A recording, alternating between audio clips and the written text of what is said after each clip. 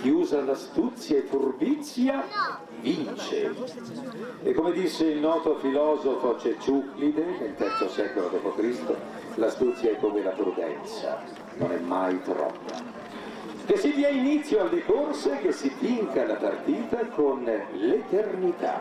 Correte in gloria! Via! Lo so che non è facile, lo so.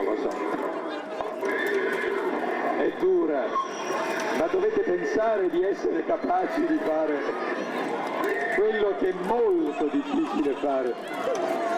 Fantastico.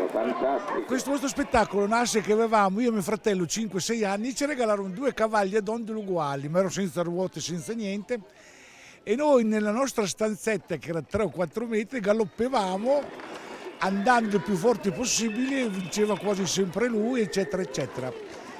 Questa idea è nata proprio nella costruzione dei cavalli, nella disgrazia del Covid, che la compagnia è stata ferma 3 mesi, ho costruito questi cavalli, dicendo, però il problema iniziale è che non viaggiavano come no.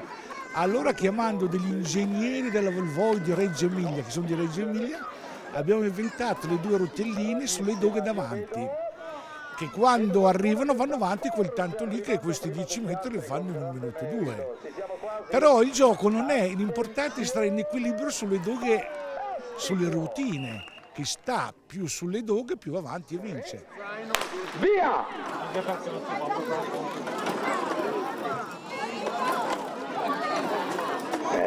Qui si vede che qualcuno ha già un gran rapporto con i cavalli. È l'ultima serata dei martedì del Borgo, concludiamo con questa straordinaria serata con la cornice della chiesa di Pieve di Coriano. Siamo nella municipalità di Pieve di Coriano con una straordinaria e veramente fiabesca corsa di cavalli a dondolo, perché tutti sono capaci di cavalcare i cavalli, ma veramente una gara con i cavalli a dondolo è stata un'esperienza straordinaria anche per noi amministratori. Io ringrazio per questa serata strepitosa, piena di ragazzi e di famiglie, la SD Pievese, che in collaborazione con l'amministrazione comunale ha curato l'iniziativa veramente con una scelta fortemente originale.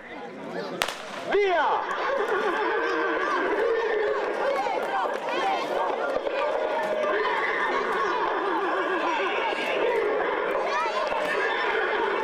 Attenzione, qui è un dominio, Pietro!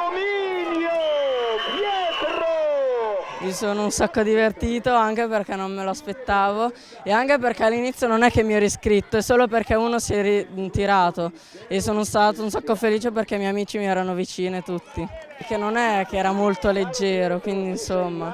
Però ho capito una tecnica, quindi sono riuscito a vincere. Era mettersi in piedi e quindi buttarsi sempre più forti in piedi.